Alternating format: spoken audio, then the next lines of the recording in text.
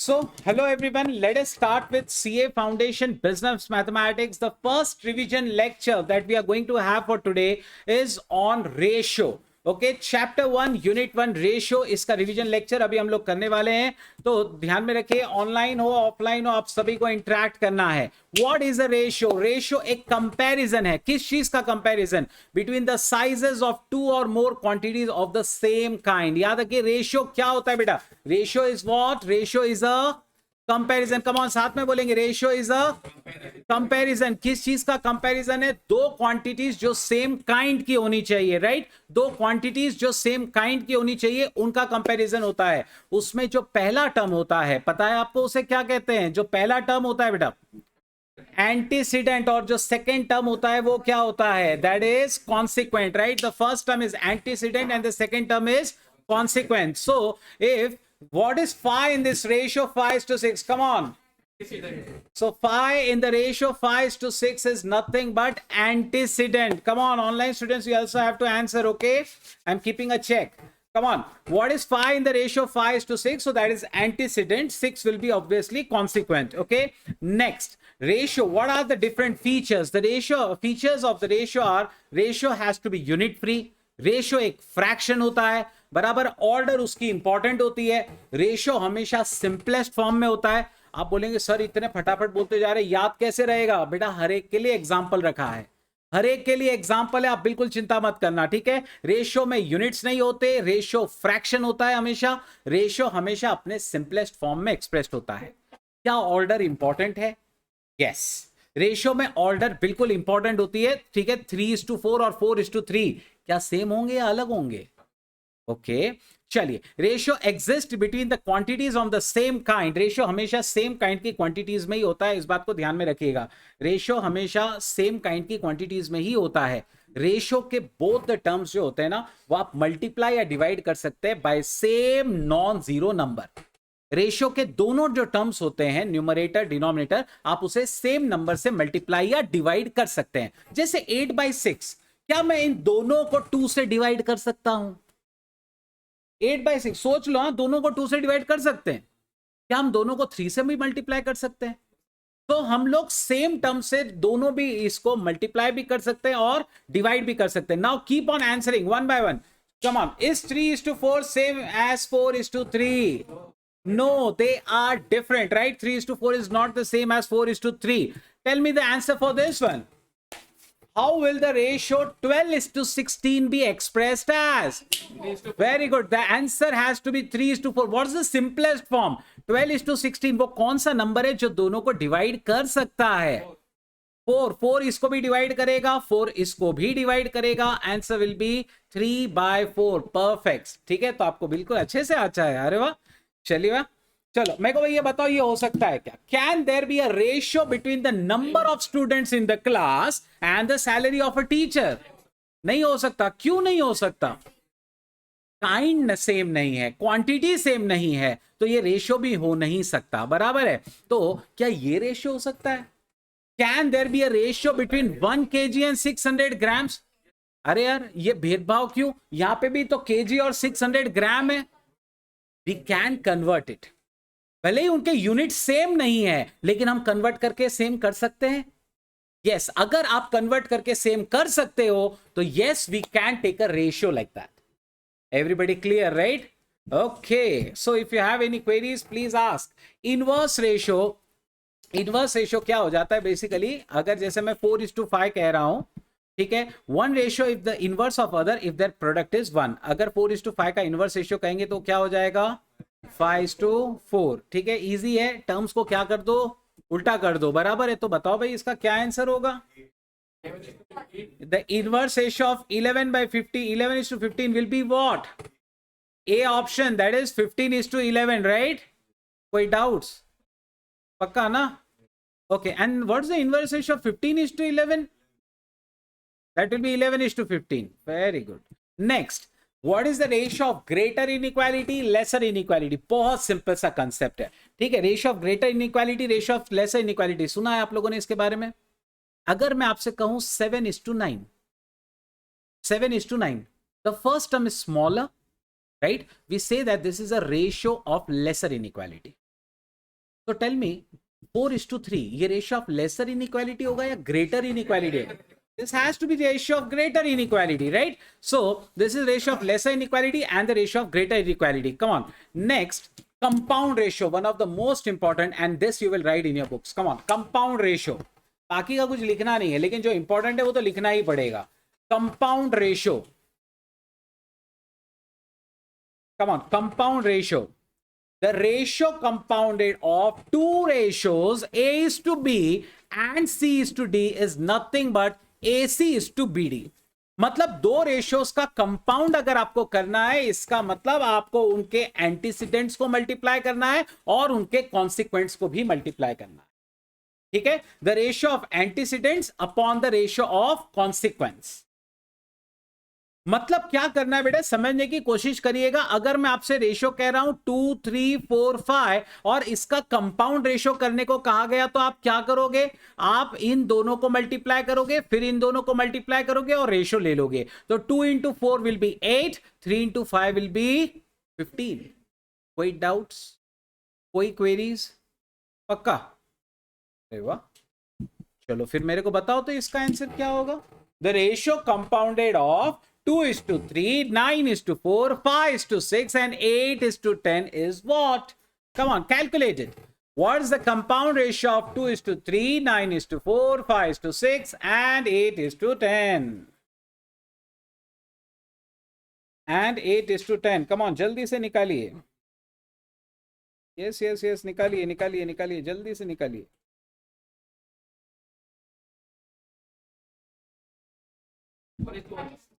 So the answer is coming what? 1:1. So आपको बोला है 2:3, 9:4, 5:6 और 8:10, right? 2/3, 9/4, 5/6 और 8/10. इन सबका कंपाउंड रेशियो में चाहिए. मतलब सभी के न्यूमरेटर्स को मल्टीप्लाई करना होगा अपॉन सभी के डिनोमिनेटर्स को मल्टीप्लाई करना होगा. आप देख सकते हैं न्यूमरेटर्स का प्रोडक्ट आता है 720, डिनोमिनेटर्स का प्रोडक्ट भी आता है 720. So answer will be 1:1. So A option is the correct option. सबको समझ में आ गया? बराबर है. याद रखिए ना, बाकी के कुछ इतने काम के नहीं है, ये कंपाउंड रेशियो सबसे ज्यादा काम का है. रेशियो के टॉपिक में यही काम का है. ठीक है, as a topic ratio is not that important. Ratio पे आपको कोई बहुत ज्यादा क्वेश्चंस नहीं आते, लेकिन अगर आए तो उसमें ये एक इंपॉर्टेंट टॉपिक है कंपाउंड रेशियो. ठीक है, चल. डुप्लीकेट रेशियो क्या होता है? What is a duplicate ratio? Square. So A is to B का डुप्लीकेट क्या हो जाएगा? A square is to B square. Come on, एक आवाज में यार. Duplicate ratio of A is to B is what? A square is to B square. बराबर है. बहुत अच्छे. तो मुझे जल्दी से बता दो कि इसका डुप्लीकेट रेशियो क्या हो जाएगा? 9:16. अरे वाह. 3:4 का डुप्लीकेट रेशियो होता है बेटा 9:16. Everybody clear, right? ओके. सो अगर डुप्लीकेट बोले तो स्क्वायर करना, ट्रिप्लीकेट क्या होगा? क्यूब करना. अरे वाह. डुप्लीकेट अगर स्क्वायर होता है तो ट्रिप्लीकेट होता है क्यूब करना. तो A is to B का ट्रिप्लीकेट क्या होने वाला है? A³ is to B³. अच्छा, A अपॉन B का ट्रिप्लीकेट A³ अपॉन B³. तो tell me what will be the answer for this? What's the triplicate of 2:3? The triplicate of 2:3 is 8:27. Perfect. ठीक है, क्यूब्स कर लिया हम लोगों ने. बराबर है. So that is the triplicate ratio. Now once you have done this, what is the sub duplicate ratio? Square root. अगर डुप्लीकेट स्क्वायर करना होता है तो सब डुप्लीकेट क्या हो जाता है? स्क्वायर रूट करना हो जाता है. बराबर है. Square duplicate is square, so sub duplicate is the square root. Okay, so what's this? So the sub-duplicate of 25:36 is nothing but 5:6, right? 5:6. Okay. So if the sub-duplicate is square roots, तो हम लोगों ने 25 और 36 दोनों का square root किया. We got 5:6. Can you tell me what will be sub-triplicate then? That will be cube roots. That will be cube roots, right? अगर सब डुप्लीकेट बोले तो स्क्वायर रूट होता है, तो सब ट्रिप्लीकेट क्या होता है? Tell me the answer for this.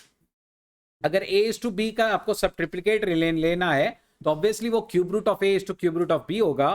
तो इसका आंसर बताइए मुझे. क्वेश्चन 11. तो 8:27 का आपको क्यूब रूट लेना है, सब ट्रिप्लीकेट लेना है। सो इसका आंसर क्या हो जाएगा? 8 का क्यूब रूट है बेटा 2, 27 का क्यूब रूट है क्या? 3। सो 2:3। Everybody clear right? कोई डाउट नहीं, पक्का? ओके, तो जल्दी बताओ, डुप्लीकेट बोले तो, ट्रिप्लीकेट बोले तो, ओके, और sub triplicate cube root, sub duplicate square root. Perfect. Ratio of greater inequality, first number is greater than the second term. Okay, first term is greater than the second term. Okay, perfect. और compound ratio क्या था? Product of the antecedents upon product of the consequence. Perfect, ठीक है।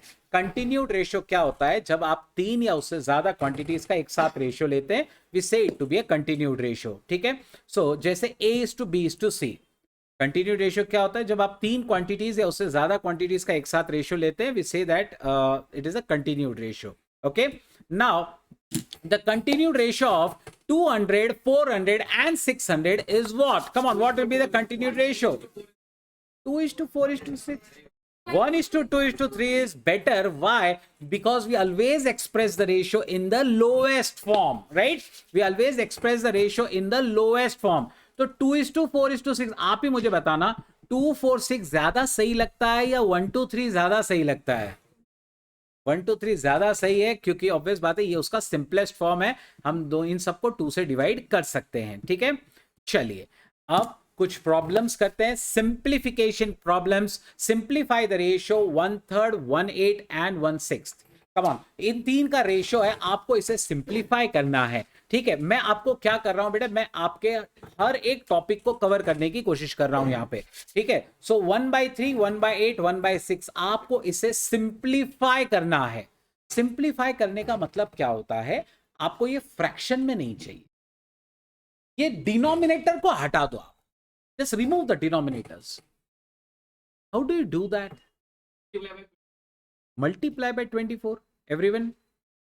बिल्कुल कर सकते हैं, बिल्कुल कर सकते हैं, सही है। आप इन सबको 24 से मल्टीप्लाई कर दो, आप एक ही रेशियो के सारे टर्म्स को एक नंबर से मल्टीप्लाई कर सकते हैं। ठीक है, या आप चाहो तो एलसीएम ले लो बेटा डिनोमिनेटर का। डिनोमिनेटर का एलसीएम 24 ही आता है, बराबर है।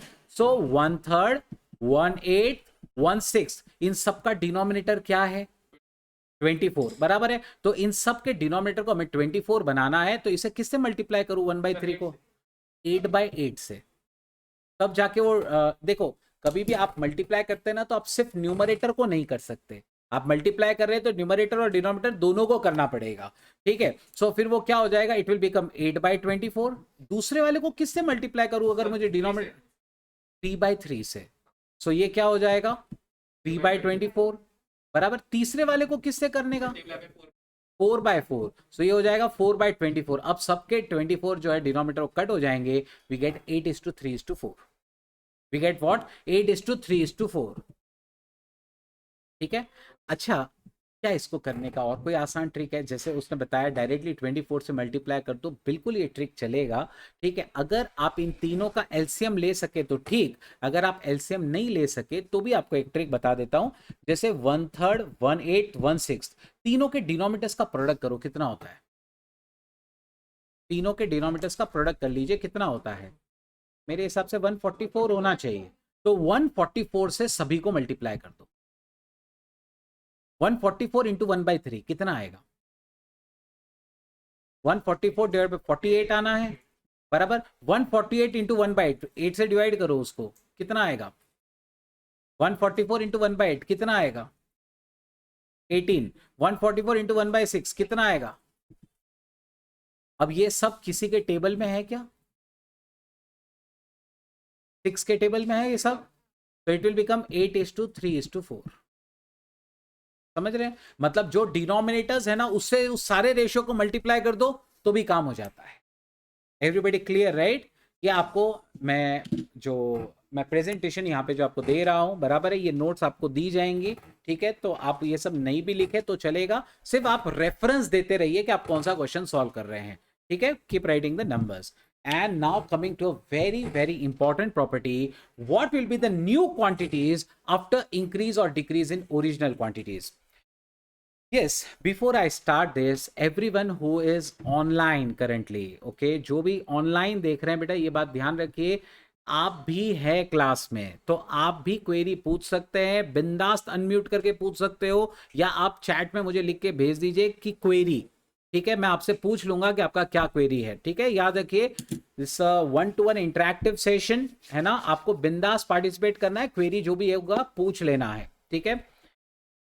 Next, finding new quantities after increase or decrease in original quantities. Now ऐसे बहुत सारे situations आएंगे, ऐसे बहुत सारे केसेस बनेंगे जहां पे आपको बोला जाएगा कि पुरानी क्वांटिटी कुछ रेशियो में इंक्रीज हुई है। जैसे मैंने आपसे कहा, मान लो कि अगर पुरानी क्वांटिटी थी 100 और उसका इंक्रीज हुआ इन द रेशियो 4:5, डिक्रीज हुआ इन द रेशियो 7:6, अब न्यू क्वांटिटी कैसे निकालें? समझ रहे? ऐसा हो सकता है ना। चलो मैं आपसे कहता हूं, मैंने पिछले साल 100 रुपए कमाए थे। कितने कमाए थे? 100 रुपए कमाए थे। और इस साल मेरी इनकम बढ़ गई है और मेरी इनकम बढ़ी है इन द रेशियो 5:6। मुझे बताओ मेरी कितनी कमाई हो गई?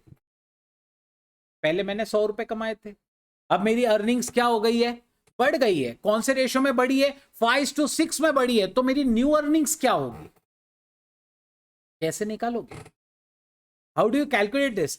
अगर आपको इस तरीके का क्वेश्चन आ गया, यस परफेक्ट, 120 इज राइट। अगर आपको इस तरीके का क्वेश्चन आ गया तो आप करोगे कैसे सॉल्व? एकदम सिंपल तरीका है। मैंने आपसे कहा कि 100 रुपए की अर्निंग्स थी पुरानी, वो 5:6 में बढ़ी है, तो एक काम करो, 5:6 में बढ़ी है ना, उसको उल्टा करो, 6/5 से मल्टीप्लाई करो।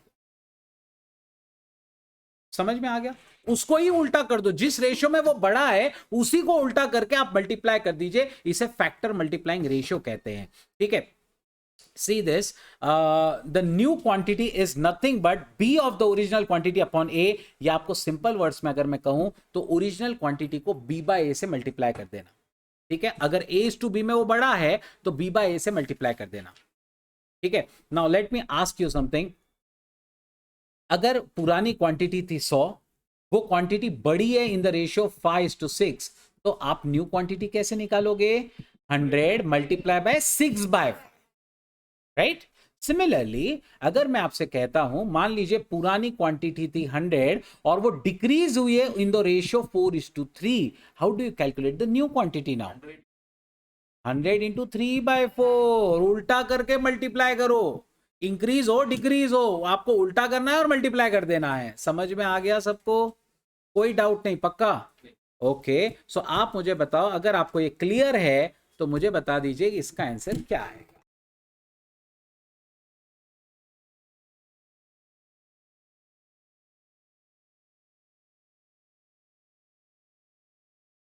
Yes, how much? 48.6। आपने 56.7 के साथ क्या किया? 6/7 से मल्टीप्लाई कर दिया, यू गॉट 48.6, राइट। कोई डाउट नहीं? बराबर। Okay, very good. नेक्स्ट, तो जो भी रेशियो दिया है उसी को इन्वर्स करो और उससे ही मल्टीप्लाई कर दीजिए आप। चलिए, नाउ अब आपका थेरोटिकली सब कुछ कंप्लीट हो गया रेशियो का। अब हम कुछ क्वेश्चंस करेंगे फटाफट, ठीक है। The ratio of two numbers is 7:10, that difference is 105। तो नंबर्स क्या होंगे? आपको मैं हिंट देता हूं, आप ऑप्शन से जाना बेटा। आप ऑप्शन से जाइए, चेक करिए कौन कौन से ऑप्शन गलत हैं। कैसे पता करेंगे हम कि कौन कौन से ऑप्शन गलत है? बेटा रेशियो क्या है? 7:10 ना, ठीक है। इसका मतलब यह है कि पहला टर्म 7 से डिवाइड होना चाहिए और दूसरा टर्म 10 से। क्या मतलब हुआ इसका? पहला टर्म किससे डिविजिबल होना चाहिए? कमॉन, सब एक साथ, एक साथ में आवाज देंगे, आंसर देंगे। कमॉन, अगर रेशियो दो नंबर्स का 7:10 है तो पहला नंबर किससे डिवाइड होना चाहिए? 7 से डिविजिबल होना चाहिए। दूसरा नंबर किससे डिविजिबल होना चाहिए? तो पहला ऑप्शन में दूसरा नंबर है 305, वो डिवाइड हो सकता है क्या? गलत है, छोड़ दो, चेक भी मत करो उसको, ये गलत है। दूसरे ऑप्शन में वो डिवाइड हो सकता है, तीसरे में हो सकता है, यस। अब पहले टर्म्स को देखो, क्या 185 7 से डिवाइड होता है? करके देखो, नहीं हो रहा है, गलत है, छोड़ दो, तीसरा राइट है फिर। अंडरस्टूड? आप चेक कर लो। वैसे अगर आपको इनकेस देखना हो तो आप 245 को 7 से डिवाइड कर लीजिए, आंसर 35 आएगा। और 350 को भी 10 से डिवाइड करिए तो आंसर 35 ही आएगा, तो उनका कॉमन मल्टीपल सेम है, बराबर है, और उनका डिफरेंस भी 105 है, तो yes we can say that that's the perfect option. Yes, ask your query.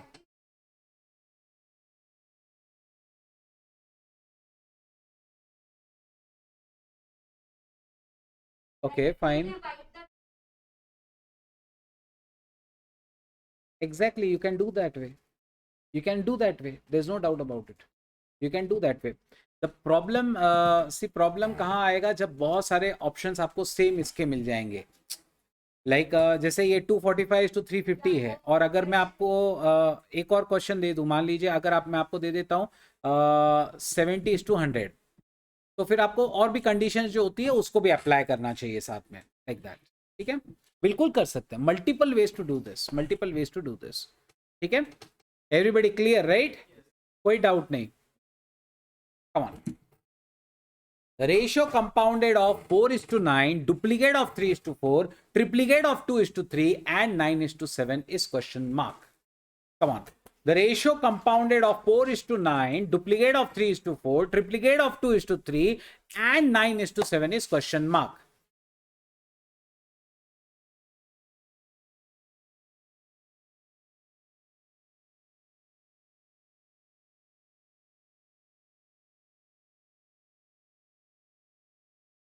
Yes? See आ रहा है?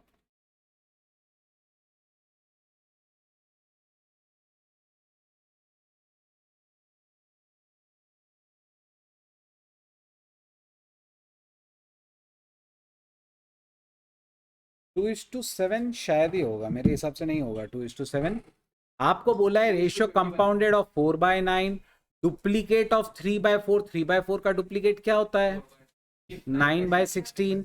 2/3 का ट्रिप्लीकेट बोला उसने, 9/7 बोला उसने.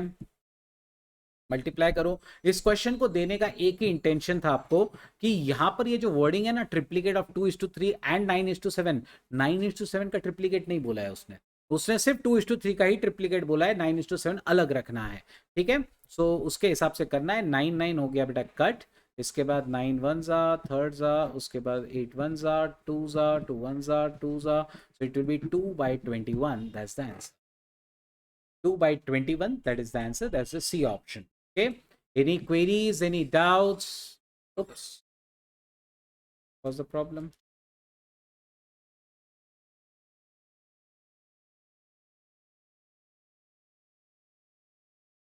This?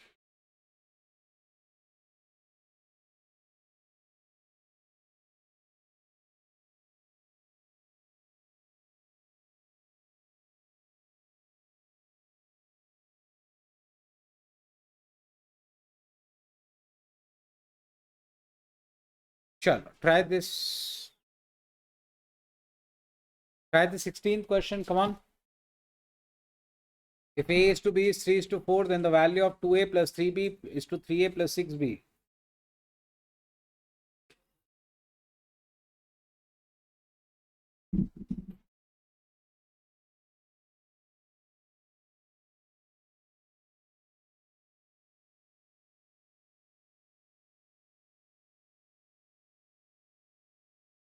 तो ऐसे क्वेश्चन, यस 18:25. इस क्वेश्चन को सॉल्व करने का ट्रिक क्या है?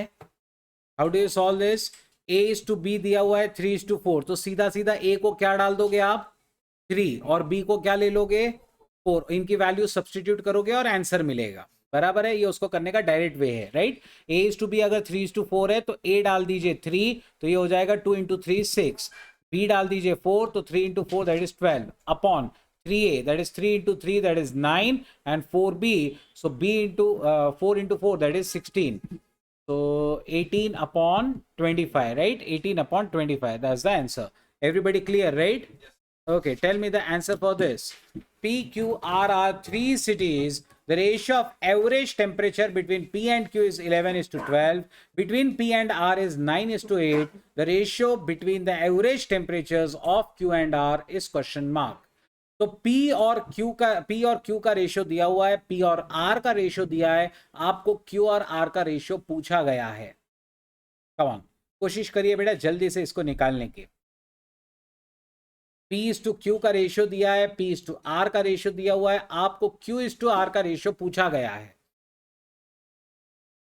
आपको Q इज टू R का बेटा रेशियो जो है ना वो पूछा गया है।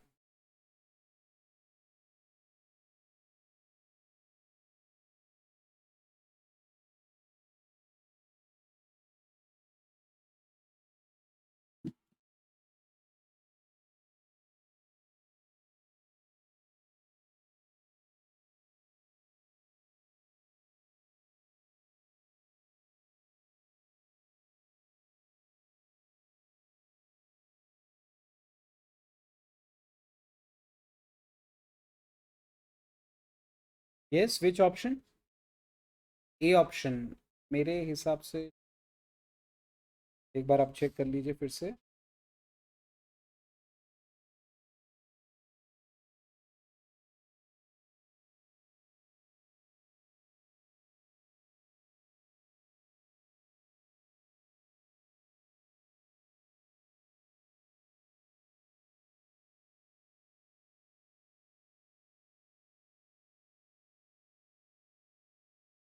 Option C is coming. चलो, I will solve and will tell it to you. मेरे पास एक इधर आया है, are the recordings going to be available? No, you have to attend it, come on, कोशिश करो टाइम पे अटेंड करने का, ठीक है?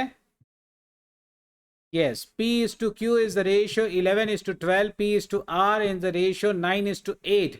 So P is to Q. Okay, now इतने सारे अलग अलग आंसर्स आ रहे हैं और सबने A या C मुझे आंसर दिए, राइट? कुछ है B देने वाले। So yes, I am having some students who have given the right answers. चलिए, बहुत बढ़िया। So P by Q, the ratio was given 11 by 12. I'm directly telling you the way how to do this fast. Okay, P by Q आपको दिया हुआ है 11 by 12, P by R दिया हुआ है कितना? 9 by 8। आपको क्या चाहिए है? आपको क्या चाहिए बताओ? आपको Q by R चाहिए, बराबर है? इन दोनों में मैं क्या करूं तब जाके मुझे Q अपॉन R मिलेगा, जरा सोचो। यस, मैं एक कर सकता हूं ना कि मैं इसका उल्टा कर दूं और इन दोनों को मल्टीप्लाई कर दूं। जरा सोचना, जरा सोचिए, समझिए। P बाय Q का उल्टा क्या हो जाएगा? चलो जल्दी बताओ। Q by P, basically P by Q का उल्टा क्या हो जाएगा? इनवर्स क्या हो जाएगा? Q by P। Q by P का आंसर 12/11, और इधर मेरे पास P बाय R है जो कि 9/8 है। अगर मैंने दोनों लेफ्ट हैंड साइड को मल्टीप्लाई किया तो क्या बन जाएगा? वो Q बाय P और P बाय R को मैं मल्टीप्लाई कर दूं, क्या हो जाएगा? P और P, Q बाय R बचेगा, बराबर है? P और P हो जाएगा कट। So I directly get Q by R equals 12/11 multiply by 9/8। आपको समझ में आया बेटा कैसे किया अपन ने सॉल्व इसको? चलो निकालो जल्दी से। तो कितना आ रहा है भाई आंसर? तो इट विल बी 108 अपॉन 88, दोनों 4 के मल्टीपल्स हैं। 27/22 will be the answer. Okay, 27/22 will be the answer for this.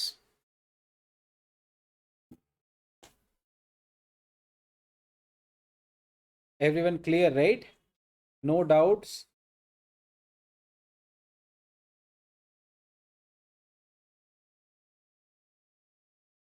तो किस तरीके से हमने इसको किया सॉल्व?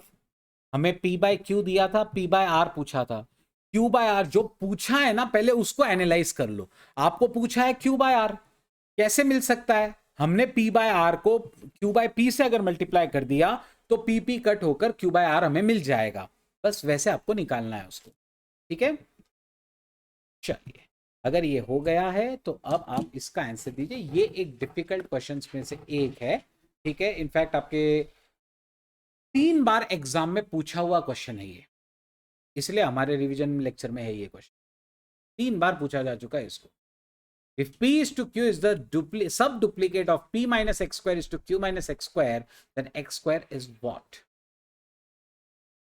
अगर P is to Q is the sub duplicate of P minus x square is to Q minus x square, then x square is what?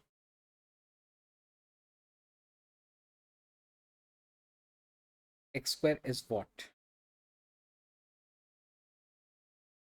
कोशिश करिए।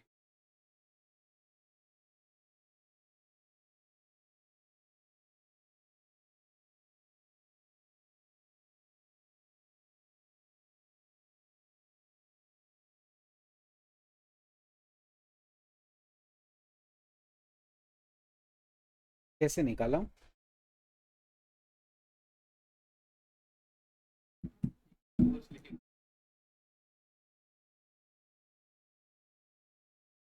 इनवर्स लेके किया और okay, तो उससे क्या हुआ?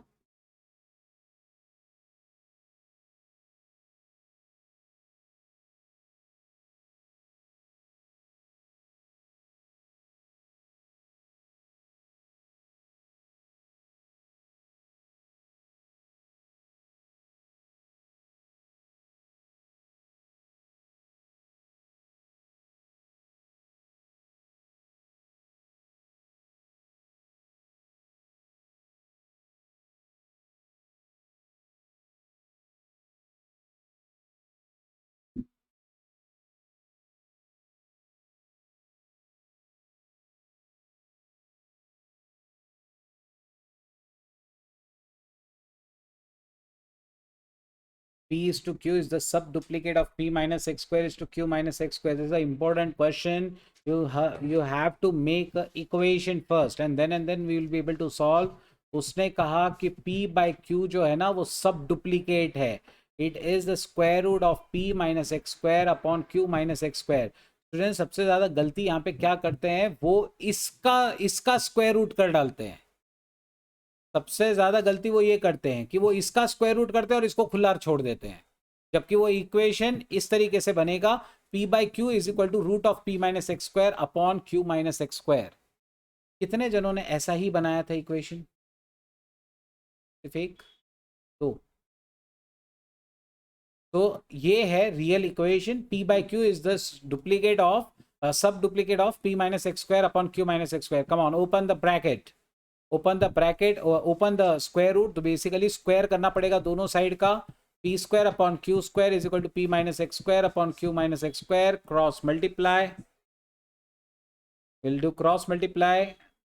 So it will become p square q minus p square x square is equal to q square p minus x square q square, right? तो इस तरीके से किया जाएगा. उसके बाद ये यहाँ पे चला जाएगा और ये यहाँ पर. ऐसा क्यों कर रहा हूं मैं? क्योंकि मुझे एक्स स्क्वायर चाहिए है. तो मेरे जितने भी एक्स स्क्वायर वाले टर्म्स हैं उनको एक साइड में ले लो, बाकियों को अलग साइड में ले लो. तो मैं एक्स स्क्वायर वाले टर्म्स को एक साइड में ले लेता हूं और बचे हुए टर्म्स को यहाँ पे P square Q minus Q square P, और ये वहां पे चला गया, हो जाएगा P square x square minus Q square x square. ठीक है. क्या अब कुछ कॉमन लिया जा सकता है इन दोनों में से? इन दोनों में से क्या कॉमन निकल सकता है? P Q. So P Q common निकलेगा तो क्या बच जाएगा? P minus Q. अच्छा, इन दोनों में क्या कॉमन निकलेगा? एक्स स्क्वायर कॉमन निकल सकता है, तो क्या बचेगा? P square minus Q square, right? P square minus Q square. Now tell me something, P square minus Q square कुछ याद आता है? This is identity p plus Q p minus Q. याद है ना? A square minus B square is A plus B into A minus B. बस वही वाला आइडेंटिटी यहां लगाया गया है और p माइनस क्यू हो जाएगा बेटा कट. तो ये p प्लस क्यू क्या करेगा? ये वहां जाके डिवाइड कर देगा. तो ये हो जाएगा P Q upon P plus Q is equal to X square. Okay, और हमें यही चाहिए था. C option is the correct option. किसी को कोई डाउट, कोई क्वेरीज?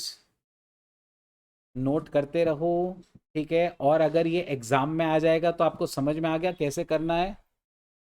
अगर एग्जाम में आ गया तो सीधा सी ऑप्शन टिक कर देना. आप तो अपन सीख गए ना उसको कैसे करना है, बराबर है. अगर आ गया एग्जाम में सेम क्वेश्चन, मैं तो आपसे पहले ही कह चुका हूं ये 3 बार आ चुका है. अब चौथी बार आएगा तो हम सॉल्व थोड़ी करेंगे, डायरेक्ट टिक करके आ जाएंगे कि उसका सी आंसर होगा. अंडरस्टूड? मैं नॉर्मली सजेस्ट नहीं करता बेटा किसी को लर्न करना, लेकिन जब क्वेश्चंस इतनी बार रिपीट हो जाते हैं ना एग्जाम्स में, तो आपको ध्यान रखना चाहिए कि ऐसा क्वेश्चन आया तो यही आंसर होता है. ठीक है. टेल मी, 10 सेकेंड्स में मेरे को आंसर चाहिए इसका. Go for it.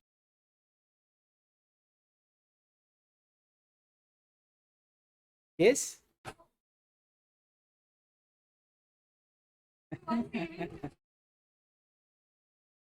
So yeah, that's smart. You identified that thing. they have said in the question that both of the parties are able to save 50 rupees per day. जो आदमी 40 रुपए कमाता है 50 बचा सकता है क्या? तो ए ऑप्शन सही हो सकता है, बी ऑप्शन सही हो सकता है। जो आदमी 50 रुपया भी नहीं कमाता है वो 50 कैसे बचाएगा? अंडरस्टैंड? तो फिर ऑब्वियस सी बात है, the answer has to be the C option. Everybody clear, right? कोई प्रॉब्लम नहीं, पक्का समझ गया? कैसे करोगे फिर ऐसे क्वेश्चंस को? डायरेक्टली ऑप्शन देखने का, 40 50 50 40 तो राइट हो ही नहीं सकते, बराबर है? वो तो राइट हो ही नहीं सकते, क्योंकि वो रेशो क्या बोलते हैं, जो लोग कमा रहे हैं 40-50 रुपए, वो 400 रुपए मतलब क्या बोलते हैं 50 रुपए बचा नहीं सकते। अंडरस्टैंड? नन ऑफ दिस क्यों नहीं हो सकता? देखो, नन ऑफ दिस भी हो सकता है, लेकिन इस क्वेश्चन में बाकी कंडीशंस फुलफिल हो रही है। मैं आपको समझाता हूं कैसे। देखो, सबसे पहले तो 4:5 में क्या ये रेशियो है? Yes, they are in the ratio 4:5। अच्छा, उन्होंने 50-50 रुपए बचाए। मुझे बताओ, अगर ये 50 रुपए बचाता है 400 कमाने वाला, उसने खर्चा कितना किया होगा? 500 वाला भी 50 कमाता है तो उसने खर्चा क्या किया होगा? What's the ratio of that expenses? Perfect, that is matching with it. ठीक है, so this way you can do that. ठीक है, so ratio is finally done. Now will be immediately moving towards proportions, है ना? Ratio is finally done. ठीक है, चलिए अगले लेक्चर की तरफ चलते हैं, जो कि है proportions. Let me start with proportions. मैंने आपके स्टडी मटेरियल के सारे क्वेश्चंस कवर करा लिए हैं। ठीक है,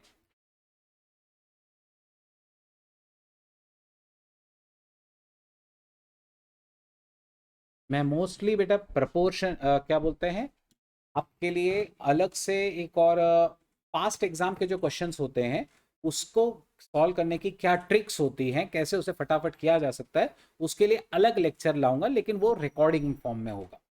ठीक है, जो मैं आप लोगों के साथ शेयर कर दूंगा। वो एक्चुअली सिर्फ आपके लिए नहीं है, मेरे बहुत सारे अदर स्टूडेंट्स के लिए भी है। ठीक है, दैट इज वाई, है ना? तो हमारा एटलीस्ट टेक्स्ट बुक्स के जितने इंपॉर्टेंट क्वेश्चन है वो सब हम यहाँ पे कवर कर रहे हैं। एंड एक बात का एश्योरेंस मैं आपको देना चाहता हूँ, आपके क्या बोलते हैं टेक्स्ट बुक का हर टॉपिक हम लोग यहाँ कवर करने वाले। हर एक टॉपिक, हर एक क्वेश्चन, जितने भी आपके स्टडी मटेरियल में है उसमें जितने इंपॉर्टेंट है वो सब हम यहाँ पे कवर कर लेंगे। ठीक है, ये बात का एश्योरेंस है, मैं टॉपिक एक भी नहीं छोड़ूंगा। This is revision lecture, so you must be able to understand all the topics. Come on, so I'll start with proportions. Okay, yes, I have a query. एक मिनट,